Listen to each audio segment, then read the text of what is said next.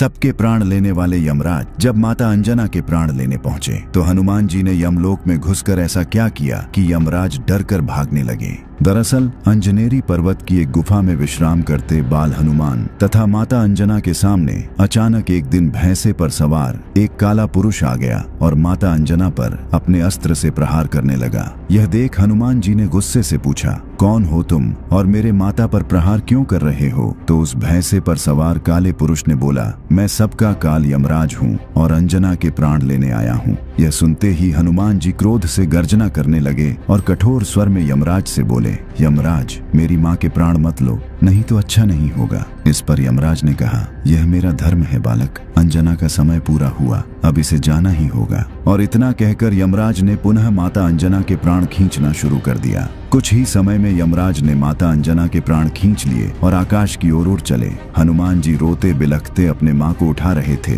क्या हुआ माँ, उठो माँ, कुछ बोलो। हनुमान जी ने माता अंजना को उठाने का बहुत प्रयास किया पर वो उठती कैसे, वो तो मर चुकी थी। अब हनुमान जी ने क्रोध से गर्जना करना शुरू किया, यमराज मैं आ रहा हूँ, आज या तो मेरी माँ जीवित होगी या इस संसार से काल का अंत होगा। और इतना कहते ही हनुमान जी ने अपना आकार अत्यंत ही विशाल करना शुरू कर दिया। देखते ही देखते वो बालक हनुमान अब साक्षात महाकाल का रूप बन गया। उनकी भुजाएं फरकने लगीं और आंखों से अंगारे बरसने लगे। उनके शरीर का तेज इतना भयानक था कि हजारों सूर्य भी फीके पड़ जाएं। हनुमान जी ने ऐसी भीषण गर्जना की कि ब्रह्मांड कांप उठा और अगले ही पल हनुमान जी ने धरती से ऐसी छलांग लगाई कि आकाश का सीना फट गया। हनुमान जी अत्यंत ही क्रोधित मुद्रा में तीव्र गति से यमलोक की तरफ जा रहे थे। इससे सभी देवता भयभीत होकर इधर उधर छुपने लगे। कोई भी क्रोधित हनुमान जी का सामना नहीं करना चाहता था और कुछ ही देर में हनुमान जी यमलोक के द्वार पर पहुंचकर क्रोध से गर्जना करते हुए यमराज को पुकारने लगे,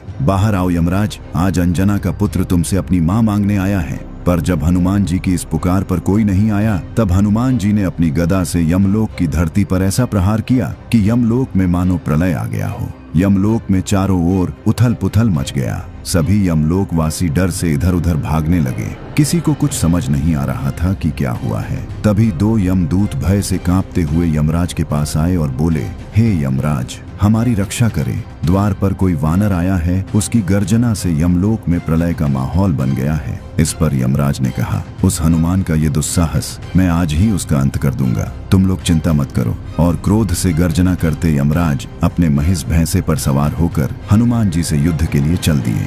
हनुमान जी के सामने आते ही यमराज ने कहा, मूर्ख वानर, तुम काल को चुनौती दे रहे हो, मृत्यु ही सत्य है, इसे कोई नहीं बदल सकता। अच्छा यही होगा, तुम वापस लौट जाओ। यह सुनते ही हनुमान जी का संयम टूट गया और उन्होंने गरजते हुए कहा, मैं अंतिम चेतावनी देता हूँ, मेरी माँ के प्राण वापस करो या मुझसे युद्ध के लिए तैयार हो जाओ। पर यह सुनते ही जब यमराज ने ठहाके मारकर हंसते हुए कहा, अंजना के प्राण भूल जाओ वानर, पर अगर तुम यहाँ से जल्दी नहीं गए तो मैं तुम्हारा प्राण अवश्य ले लूंगा। यह सुनते ही हनुमान जी ने अपनी गदा उठाई और फिर शुरू हुआ हनुमान जी तथा यमराज के बीच ऐसा महाप्रलयंकारी युद्ध जिसका आप सभी को इंतजार था। यमराज ने अपने सैकड़ों यमदूतों को आदेश दिया, बंदी बना लो इस वानर को। और देखते ही देखते भयानक चेहरों वाले, हाथों में भाले और पाश लिए लाखों यमदूत हनुमान जी पर टूट पड़े। पर उन मासूम यमदूतों को शायद पता नहीं था कि वे हनुमान जी पर आक्रमण करके कितनी बड़ी गलती कर रहे हैं। हनुमान जी ने क्रोध से गर्जना करते हुए अपना रूप विशाल किया और यमदूतों की सेना पर काल बनकर टूट पड़े। कुछ को उन्होंने अपनी मुट्ठी में पकड़ मसल दिया और कितनों को तो अपने पैरों से ही दबाकर मार डाला। हनुमान जी का ऐसा विकराल रूप देख सभी यमदूत थर थर कांपते हुए डर से इधर उधर भागने लगे। यह देख यमराज ने एक काली तलवार प्रकट कर हनुमान जी पर प्रहार कर दिया। पर हनुमान जी इतने उग्र हो चुके थे कि यमराज का वो तलवार जैसे ही उनके पास आया वैसे ही उन्होंने उस तलवार को अपने दोनों हाथों से पकड़ दो टुकड़े में तोड़ दिया। यह देख यमराज का क्रोध सातवें आसमान पर जा पहुंचा। उसने सोचा यह वानर साधारण शस्त्रों से नहीं मरने वाला और तब यमराज ने तुरंत अपने मायावी धनुष का आवाहन किया और उस पर एक ऐसा विनाशकारी बाण चढ़ाया जो साक्षात काल का रूप था। यमराज ने जैसे ही वो भयानक बाण छोड़ा, वो बाण हवा में आते ही हजारों बाणों में बदल गया। वो हजारों बाण तीव्र गति से हनुमान जी की ओर बढ़ चले। यह देख हनुमान जी ने भी अपनी गदा को तेजी से घुमाकर हवा में छोड़ा और तभी वो गदा अनेक दिव्य गदाओं में बदल गई और काल की भांति यमराज के उस बाण की ओर बढ़ चली। देखते ही देखते हनुमान जी की हजारों गदाओं ने यमराज के उन हजारों बाणों को नष्ट कर दिया। अपना यह वार खाली जाता देख यमराज बौखला उठे। उन्होंने अपनी तंत्र शक्तियों से एक भयानक काली गदा प्रकट की और अपने भैंसे से उतरकर हनुमान जी से द्वंद्व युद्ध करने लगे। काफी देर चले इस द्वंद्व युद्ध के बाद हनुमान जी ने एक ऐसा प्रहार किया कि यमराज दूर जा गिरे। हनुमान जी ने जैसे ही यमराज पर पुनः प्रहार करना चाहा, यमराज तुरंत गायब हो गए। हनुमान जी को समझ नहीं आया कि यमराज कहाँ गए। जब कुछ देर तक यमराज नहीं आए तो हनुमान जी को लगा शायद यमराज डर कर भाग गया, पर तभी भैंसे पर सवार यमराज पुनः हनुमान जी के समक्ष प्रकट हुआ और देखते ही देखते दूसरा यमराज, तीसरा यमराज, कुछ ही समय में हनुमान जी के समक्ष सैकड़ों यमराज प्रकट हो चुके थे। हनुमान जी अचानक इतने सारे यमराज को देख सन्न रह गए। तभी उन सारे यमराजों ने हनुमान जी पर सैकड़ों अस्त्र एक साथ ही चला दिए और यह देख हनुमान जी क्रोध से तिलमिला उठे।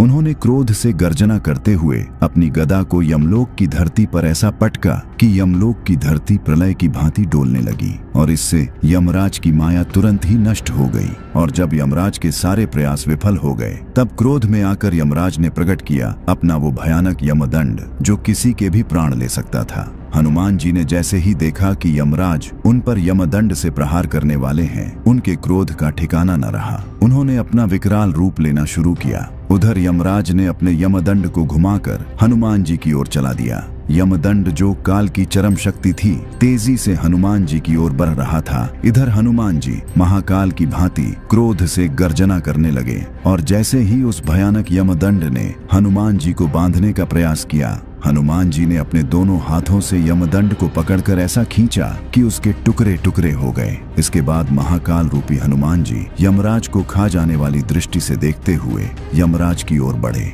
उनका आकार बढ़ता जा रहा था। उनके शरीर से दिव्य प्रकाश निकलने लगा। उनका क्रोध से गर्जना करता हुआ विकराल रूप ऐसा था मानो उन्होंने अपना विश्व रूप ले लिया है। यमराज हनुमान जी का ऐसा रूप देख डर से थर थर कांपने लगे। हनुमान जी अपनी गदा को लहराते हुए महाकाल की भांति यमराज की ओर बढ़ रहे थे। यमराज ये देख डर से इधर उधर भागने लगे। यमराज को अब लगने लगा कि अब हनुमान जी उनका संहार कर ही देंगे, अब उन्हें कोई नहीं बचा सकता। इस भयानक दृश्य ने तीनों लोगों को हिला दिया और फिर ब्रह्मा जी ने आकर हनुमान जी के क्रोध को शांत करना चाहा, पर वे भी असफल रहे। इतने उग्र हनुमान जी ने गर्जना करते हुए अपनी अंतिम घोषणा की, मुझे मेरी माँ दे दो, नहीं तो आज यमराज का अंत निश्चित है। और फिर आगे बढ़ते हुए हनुमान जी ने अपने विशाल मुट्ठी में यमराज को दबाकर जैसे ही अपने गदा से यमराज का अंत करना चाहा, तभी वहां भगवान विष्णु अपने दिव्य चतुर्भुज रूप में प्रकट हो गए और उन्होंने हनुमान जी को माता अंजना के प्राण दे दिए।